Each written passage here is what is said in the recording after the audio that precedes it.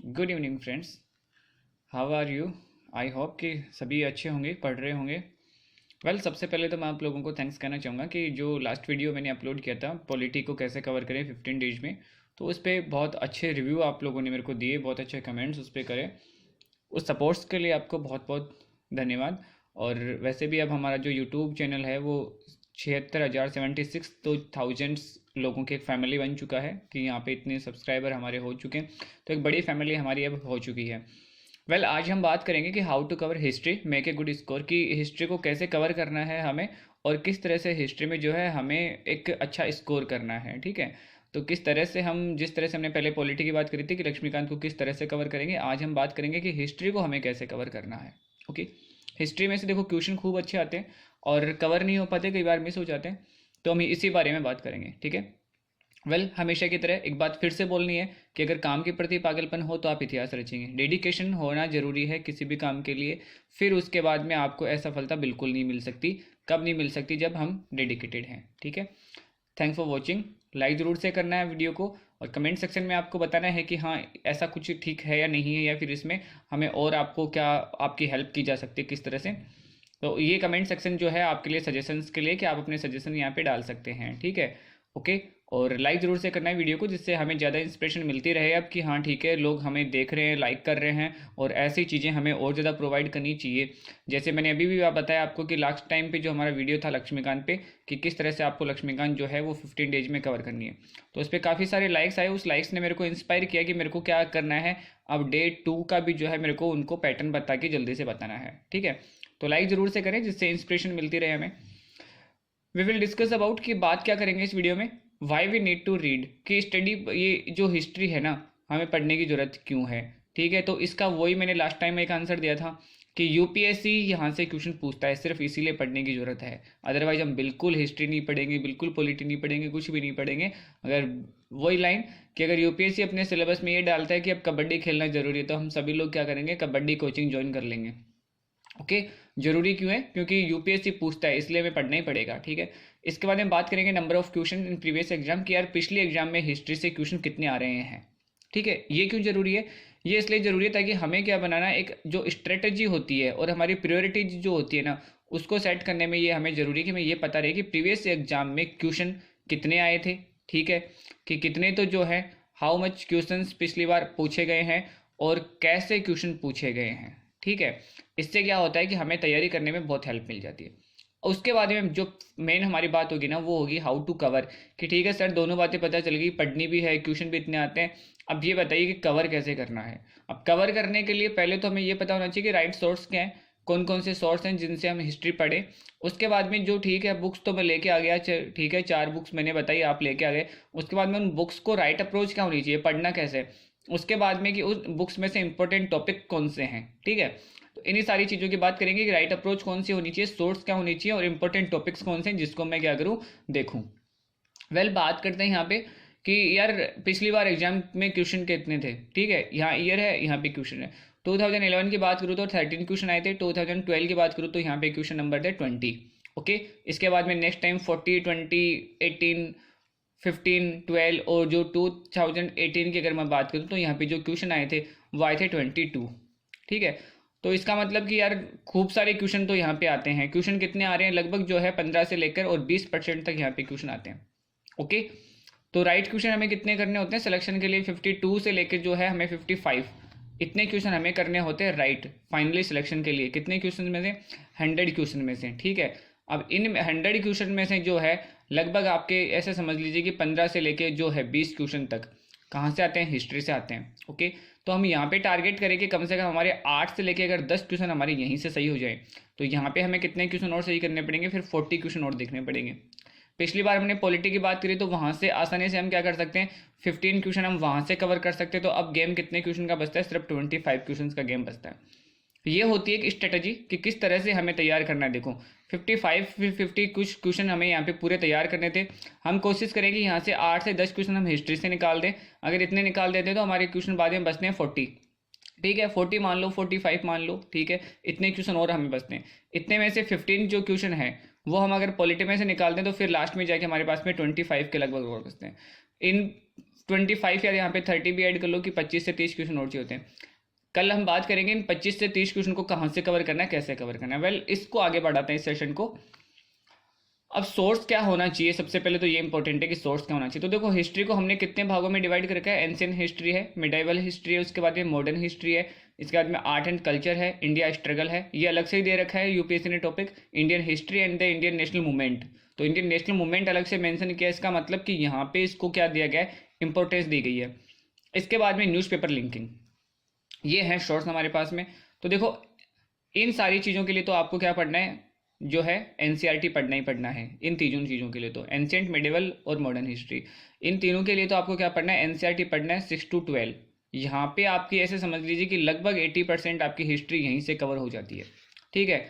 इसके बाद ये मॉडर्न हिस्ट्री के लिए अगर आप कुछ पढ़ना चाहते हो तो वो है स्पेक्ट्रम, स्पेक्ट्रम में पढ़ सकते हैं। अब कुछ लोगों को लगेगा कि सर बिपिन चंद्रा भी तो जो है बहुत अच्छी है मॉडर्न हिस्ट्री के लिए, लेकिन उनको, कुछ लोगों को ये नहीं पता कि जो 11th की जो हिस्ट्री है, मॉडर्न हिस्ट्री 11th में जो हिस्ट्री का सेकंड पार्ट है, वो ही क्या है, वो ही बिपिन चंद्रा है। बिपिन चंद्रा ही पहले एनसीईआरटी लिखते थे, और बिपिन चंद्रा की जो 11th की जो बुक है ना, वो बिपिन चंद्रा ही है। ओके, तो बिपिन चंद्र, अगर आपने एनसीईआरटी कवर कर लिया 11th एंड 6 to 12, तो आपको बिपिन चंद्रा नहीं पढ़ के फिर क्या पढ़ना चाहिए, स्पेक्ट्रम पढ़ना चाहिए। अगर आप एनसीईआरटी नहीं पढ़ते हो तो बहुत वीक पॉइंट है वो, तो आपको पढ़ना ही पढ़ना है। तो उसका मैं कोई अल्टरनेट आपको नहीं बताऊंगा कि एनसीईआरटी का कोई अल्टरनेट होता है क्या, नहीं होता। आर्ट एंड कल्चर में से और मॉडर्न हिस्ट्री में से यहाँ पे ज़्यादा क्वेश्चन पूछे जाते हैं। जो अगर नंबर ऑफ क्वेश्चन की बात करूँ तो एंशिएंट हिस्ट्री में से यहाँ पे 2 से 3 क्वेश्चन पूछे जाते हैं। मिडिवल में से जो है 1 या 2 क्वेश्चन, या बहुत अगर ज़्यादा क्वेश्चन, अगर 20 क्वेश्चन अगर पूछे गए तो यहाँ पे 3 क्वेश्चन हो सकते हैं। इसके बाद में जो क्वेश्चन आते हैं वो यहाँ से आते हैं, लगभग 10 क्वेश्चन जो है, मोर देन 10 क्वेश्चन यहाँ से आते हैं।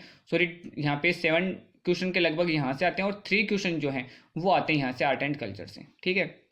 2 क्वेश्चन लगभग इंडियन हिस्ट्रिकल से आ जाते हैं। ओके, इंडियन हिस्ट्रिकल और मॉडर्न हिस्ट्री तो एक जैसी है, एक ही है, ये तो दोनों एक ही पार्ट है। लेकिन इसी में से क्या करना है, हमें इंडियन हिस्ट्रिकल को अलग से निकाल देना है, आर्ट एंड कल्चर जो है वो सेपरेट है। ओके, तो इस तरह से यहाँ पे क्वेश्चन का डिवाइडेशन हुआ है, उसी तरह से हमें क्या करना है, इंपॉर्टेंस देनी है। एंशिएंट हिस्ट्री को हमें कितनी इंपॉर्टेंस देनी है आगे बात करूंगा, मिडिवल को कितनी देनी है, मॉडर्न को कितना देना है। यहाँ पे बात होगी शॉर्ट्स की, क्या पढ़ना है, एनसीईआरटी पढ़नी है, स्पेक्ट्रम पढ़ना है। आर्ट एंड कल्चर के लिए एक ही बुक है, नितिन सिंघानिया, काफ़ी अच्छी बुक है, बस इसको कवर कर लेना है। इंडियन हिस्ट्रिकल, इसके लिए बिपिन चंद्रा एक और आती है, वो काम करना है। न्यूज़पेपर आपको लिंकिंग करते रहना है। न्यूज़पेपर कैसे लिंक करना है कि अगर कोई किसी चीज़ को, जैसे मान लो कि हाईलाइट होती है, ओके, अभी मान लो कि कोई बात चलती है जो, ठीक है, हुमायूं टॉम के बारे में कोई बात चलती है, तो हमें फिर क्या करना है कि हुमायूं टॉम के बारे में पढ़ना है कि किसने बनाया था, कब बनाया था। मान लीजिए कि ताजमहल के ऊपर है ना कोई डिसीजन आता है, जैसे सुप्रीम कोर्ट ने कुछ दिन पहले ताजमहल के बारे में ऐसे कहा था कि ताजमहल के पास में जो फैक्ट्रीज है उनको बंद कर दो, क्योंकि इनसे ताजमहल को नुकसान पहुंच रहा है। तो अब हमें क्या करना है कि उसको, ताजमहल को फोकस करना है, किसने बनाया था, किसने क्या, किस कब बना। इस तरह से हमें उन चीज़ों को क्या करना है, करंट अफेयर से लिंक इस तरह से करना है, ये होता है लिंकिंग। इसके बाद में सबसे बेस्ट चीज़ है टेस्ट पेपर सॉल्विंग। अगर हम टेस्ट पेपर सॉल्व करते हैं इसके साथ, ये सब कुछ पढ़ के, और मान लीजिए कि हम कम से कम 5 हिस्ट्री के टेस्ट लगा देते हैं, तो यहाँ पे 5 हिस्ट्री के टेस्ट का मतलब कितना हो गया कि 500 क्वेश्चन हो गए। बस प्रीलिम्स के लिए तो यहाँ पे गेम खत्म आपका, कि प्रीलिम्स के लिए इतनी प्रिपरेशन बहुत है हिस्ट्री के लिए। इससे ज़्यादा करने से ज़्यादा क्वेश्चन बनने वाले नहीं है, इससे कम करेंगे तो कम हो जाएंगे, लेकिन इससे ज़्यादा की जरूरत बिल्कुल भी नहीं है। ओके, अब नेक्स्ट बात करते हैं कि इंपॉर्टेंट पार्ट कौन कौन से हैं। तो देखो, एंशिएंट हिस्ट्री है, इसमें से मैंने अभी बताया कि इसमें से जो क्वेश्चन, नंबर ऑफ क्वेश्चन है वो 2 से 3 है, और ये 2 से 3 से भी कहाँ से आते हैं, इंडस वैली या फिर मौर्य काल में से आ जाते हैं, मौर्यों में से आ जाते हैं, या फिर रिलीजन जैसे जैन धर्म है, ठीक है, बौद्ध धर्म है, इनमें से ये क्वेश्चन आते हैं। तो आप इन्हीं को ज़्यादा फोकस करें। इसके अलावा आपको सिर्फ बाकी की चीज़ों की क्या करनी है, एक रीडिंग लगानी है। ऐसे नहीं कि बिल्कुल छोड़ देना है, बाकी को क्या करना है, आपको एक रीडिंग लगा के और फिर उसके बाद में छोड़ देना है, ऐसे नहीं छोड़ना। इनको आप फोकस करके पढ़े कि हाँ क्वेश्चन जो है यहाँ से पूछ जाते हैं। आर्ट एंड कल्चर आपको पूरा ही पढ़ना है, नितिन सिंघानिया पूरा पढ़ना है। मिडिवल है, उसमें से सबसे जो इंपॉर्टेंट पार्ट है वो है मुगल काल। मुगल काल आपको पढ़ लेना है। उत्तर मुगल काल है वो मॉडर्न हिस्ट्री में चला जाता है, तो मॉडर्न हिस्ट्री आपको वैसे ही पूरी और अच्छी तरह से पढ़नी है, क्योंकि यहाँ से नंबर ऑफ क्वेश्चन ज़्यादा आते हैं, ठीक है। यहाँ से 2 से 3 क्वेश्चन आते हैं, और 2 से 3 क्वेश्चन आर्ट एंड कल्चर में से आते हैं। मुगल काल में जो मिडाइवल है उसमें से 1 या 2 क्वेश्चन आता है, और यहाँ से जो है वो 7 से 8 क्वेश्चन तक या 10 क्वेश्चन तक यहीं से आते हैं। तो फोकस आपको यहाँ पे करना है सारा का सारा, ठीक है। यहाँ पे हल्की फुल्की जो है रीडिंग आपको इंडस वैली, मौर्य, इन पे ध्यान देके फिर आपको रीडिंग कर देनी है। आर्ट एंड कल्चर को ठीक तरीके से पढ़ना है। मिडिवल में से सिर्फ मुगल काल पढ़ना है आपको, और फिर उसके बाद में मॉडर्न हिस्ट्री को आपको बहुत अच्छे से टाइम देना है, मॉडर्न हिस्ट्री को। ओके, हाउ टू कवर, कि यार कवर कैसे करें अब इसको, ठीक है। तो कवर करने के लिए देखो माइंड मैप की बहुत ज़रूरी होती है, कि फ्लो चार्ट या फिर माइंड मैप बनाएं आप, सबसे पहले तो ये ज़रूरी है। इसके बाद में ये एक क्वेश्चन यहाँ पे आता है सीक्वेंस ऑफ इवेंट्स का, ठीक है। तो सीक्वेंस ऑफ इवेंट आप जरूर से करें, ठीक है। Important action of the governors करें, एक्ट ऑफ जो है कमीशन और उसके स्पेसिफिक प्रोविजंस और एक्शन ऑफ द रिएक्शन। अभी इन सभी को देखेंगे यार ये क्या चीज़ है और किस तरह से हमें इनको करना है, ठीक है। तो देखो ये है एक तरीका है यहाँ पे, ये है फ्लो चार्ट बनाने का, ठीक है। ये मैंने एंशिएंट हिस्ट्री का अभी बना के और आप लोगों के लिए सामने रखा है ताकि आप लोगों को थोड़ा सा गाइडेंस मिल सके यहाँ से। सबसे पहले देखो स्टोन एज है। स्टोन एज में आपको क्या करना है कि प्रमुख आविष्कार यहाँ पे लिख लेने कि कौन कौन से जो है इन्वेंशन यहाँ पे हुए थे। उसके बाद में क्या है कि इंडस वैली आ गई। इंडस वैली में आपको जितने भी पैलेसेज हैं वो लिखने। उसके बाद में किसने किस को डिस्कवर किया था वो प्रमुख जो एविडेंस है वो लिखने यहाँ पे। फिर इंडस वैली में जो है सोशल कंडीशन क्या थी, कॉमर्शियल कंडीशन क्या थी, व्यापारिक स्थिति, और फिर ये क्यों डिक्लाइन हो गई, क्यों खत्म हो गई, तो इसके कारण क्या क्या थे, किसने दिए थे। बस इतना सा है। तो इस तरह से ये क्या करें आप बना लीजिए। इसके बाद में वैदिक सभ्यता है, सामाजिक स्थिति, धार्मिक स्थिति और जो प्रमुख लिटरेचर है आपको वो यहाँ पे ध्यान देने। इसी के बाद में क्या है जनपद काल आ जाता है। जनपद काल में क्या होता है मगध का उत्कर्ष हो जाता है। यहाँ पे प्रमुख जो राजवंश है वो आपको पढ़ने हैं। इसके बाद में जैन और बौद्ध धर्म। अब जैसे मगध का उत्कर्ष आप पढ़ रहे हैं तो मगध के ऊपर देखो कुछ शासकों ने राजवंश ने किया। तो एक तो था उनमें हर्यक वंश, शिशुनाग वंश, 3 नंबर पे था उनमें नंद वंश, और उसके बाद में नंद वंश को खत्म करके कौन आया, मौर्य। तो ये सभी सीक्वेंस एक तरह से ऑटोमेटिकली क्या हो गया, सेट हो गया कि पहले हर्यक, उसके बाद में शिशुनाग, उसके बाद में नंद वंश और उसके बाद में मौर्य। हर्यक वंश का स्थापक कौन था, बिंबिसार था। शिशुनाग का शिशुनाग ही है। और नंद वंश का कौन था, महापद्म था। और मौर्य को तो सभी को पता है यहाँ पे कि चंद्रगुप्त मौर्य यहाँ पे थे, ठीक है। इसके बाद में देखो इनकी कैपिटल लिखी है मैंने यहाँ पे कि कैपिटल जो थी हर्यक वंश ने अपनी कैपिटल जो रखी थी राजगृह और पाटलिपुत्रा को रखी थी। शिशुनाग ने वैशाली को रखी थी। महापद्म थे, इन्होंने फिर से राजगृह बना दी थी। और मौर्यों ने जो बनाई थी, मौर्यों की राजधानी क्या थी, पाटलिपुत्र रही थी, ठीक है।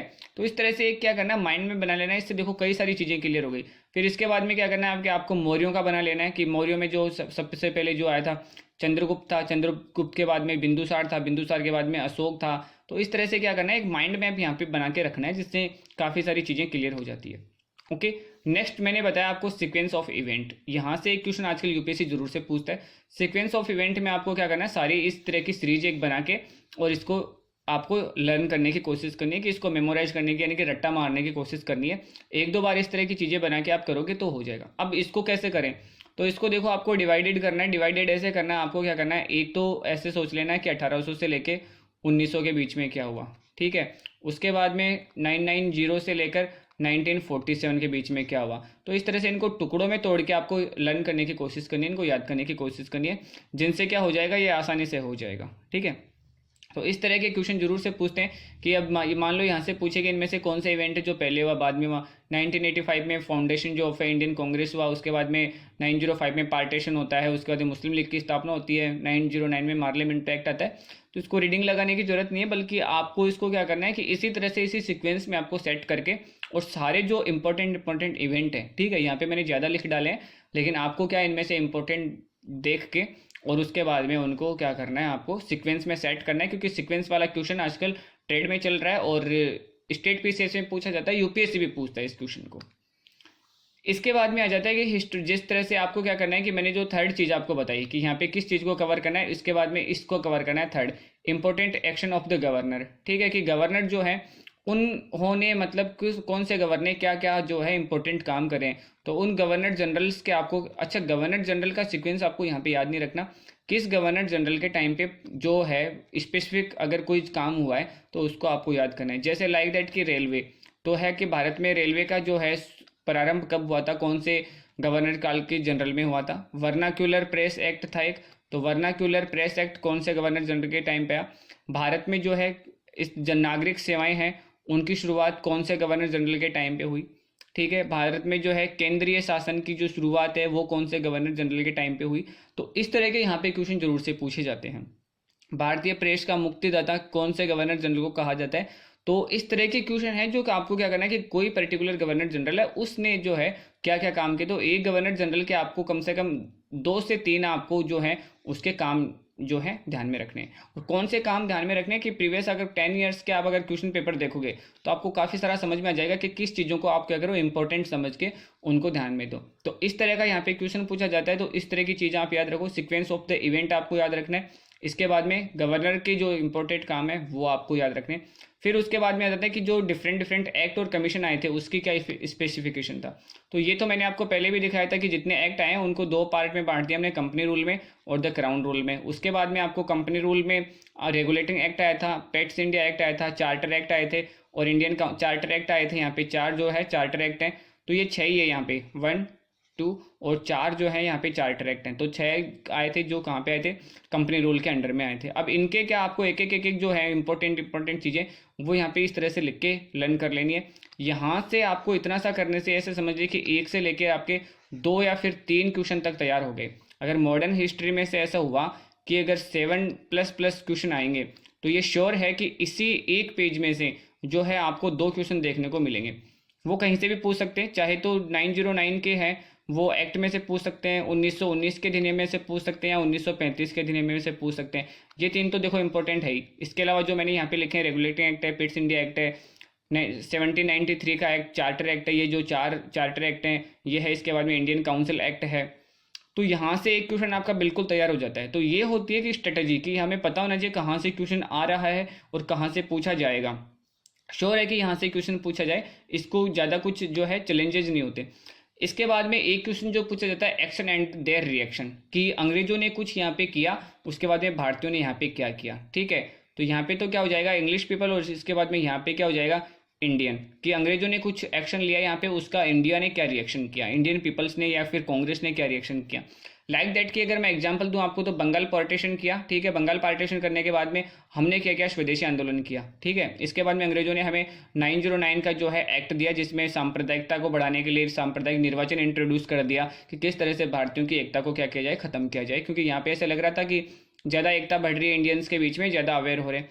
इसके बाद में रॉयलेट एक्ट जो लगाया गया, रॉयलेट एक्ट के बारे में हमने क्या किया, जलियांवाला जो है बाग में हम मीटिंग कर रहे थे और वहाँ पे जलियांवाला कांड हुआ, उसके विरुद्ध में हमने क्या किया, खिलाफत आंदोलन और गांधी जी ने सत्याग्रह शुरू कर दिए। तो यहाँ पे ये एक्शन थे और ये हमारे क्या रिएक्शन थे। इसी तरह से आगे आगे की बात करें तो 1919 का अधिनियम था, उसी का एक पार्ट क्या था कि साइमन कमीशन आया था। साइमन कमीशन इसीलिए तो आया था कि 1919 के अधिनियम की क्या करनी थी, जांच करनी थी। इसी फिर साइमन कमीशन के कारण क्या होता है, लाला जी की मौत हो जाती है। ठीक है, तो वो एक तरह से क्या हो गया कि एक्शन हो गया। इसके बाद में नेहरू रिपोर्ट जो है इसी के रिएक्शन में बनती है, जब साइमन कमीशन ये कहता है कि इंडियंस से तो क्या कॉन्स्टिट्यूशन बन ही नहीं सकता, तो उसी के बाद में क्या होता है कि नेहरू रिपोर्ट बनती है। जब नेहरू रिपोर्ट निकालते हैं तो जिन्ना क्या करते हैं, अपनी एक 14 सूत्रीय मांग को निकालते हैं। तो ये क्या है कि ये एक्शन है और रिएक्शन है इस तरह से। इसी के बाद में बात करूँ तो राउंड टेबल जो होता है, राउंड टेबल जितने सम्मेलन थे वो फेल हो जाते हैं। जब राउंड टेबल फेल हो जाते हैं तो उसके बाद में क्या करते हैं, गांधी जी 1930 में अपना सिविल ओबीडियंस मूवमेंट शुरू कर देते हैं। तो ये चीज़ें आपको याद रखनी है। इस तरह के क्वेश्चन कैसे पूछे जाते हैं, खतन और कारण वाले जो क्वेश्चन होते हैं वो इसी तरह के होते हैं कि ये स्टेटमेंट है और इसका ये रीजन है, तो वो यहाँ से निकल निकल के सामने आता है। ये चीज़ भी आपको ध्यान में रखनी है कि इस तरह से आपको इसको जितनी आप मॉडर्न हिस्ट्री पढ़ो उसको ये भी ध्यान में रखना है कि हाँ ये एक्शन था और इसके बाद में ये इंडियंस का रिएक्शन था, फिर इंडियन का रिएक्शन था तो फिर ब्रिटिश पीपल्स ने फिर उसके बाद में क्या किया, ये आपको यहाँ पे ध्यान रखना है। सबसे इंपॉर्टेंट पार्ट है इसके बाद में जो है हिस्ट्री का, वो है टेस्ट सीरीज। ठीक है, जितनी बार आप यहाँ पे हिस्ट्री के जितने ज़्यादा टेस्ट सॉल्व करोगे, आपकी हिस्ट्री जो है प्रीलिम्स के लिए तो क्या हो जाएगी, उतनी ही आसान हो जाएगी। कि अगर मैंने अभी भी कहा था कि अगर मान लो कि आप 5 टेस्ट अगर आप हिस्ट्री के दे देते हो तो यहाँ पे आपके पास में कितने क्वेश्चन हो जाते हैं, 500 क्वेश्चन हो जाते हैं। ओके, अब आपको एक काम और करना है यहाँ पे कि जब आप क्वेश्चन पेपर सॉल्व करो तो मान लीजिए कि ये एक क्वेश्चन है। ठीक है, और फिर इसके बाद में ये जो है इसके ऑप्शन है ABCD। ठीक है, अब आप ये नहीं करो कि क्वेश्चन का जो राइट आंसर बी है तो आपने सिर्फ बी को पढ़ के छोड़ दिया, बाकी के 3 जो ऑप्शन है उनको भी आप क्या करो, उनको भी आप स्टडी करो कि बाकी के 3 क्वेश्चन का लिंक किससे है और किससे नहीं था। लाइक दैट की अगर मैं कहूँ कि जो है पूर्ण स्वराज्य की मांग, ठीक है, एक मैं यहाँ पे क्वेश्चन देता हूँ कि पूर्ण स्वराज्य की मांग जो है किसने करी, तो इसके बाद में यहाँ इसका जो राइट आंसर हो जाएगा वो तो हो जाएगा जवाहरलाल नेहरू। ठीक है, इसके बाद में जो मान लो कि बाकी के मैं 3 ऑप्शन यहाँ पे रखता हूँ, तो आपको बाकी के 3 ऑप्शन की भी स्टडी करती है कि इन लोगों ने क्या क्या डिमांड करी थी। ठीक है, तो ये चीज़ें आपको क्या करनी है, इस तरह से आपको टेस्ट सीरीज जो है सॉल्व करनी है। और जितनी ज़्यादा टेस्ट सीरीज प्रीलिम्स के लिए सॉल्व करोगे, प्रीलिम्स उतना ही आसान हो जाएगा। प्रीलिम्स के लिए कोई स्पेशल तैयारी नहीं होती, तैयारी जो होती है वो सारी किसके लेके होती है, मेंस को लेके होती है। और अगर इसी मेंस में से क्या करें हम, है ना, प्रीलिम्स के अकॉर्डिंग अगर टेस्ट देने की कोशिश करें तो हमारी प्रीलिम्स ऑटोमेटिक हो जाती है। तो ये था आज के लिए। ठीक है।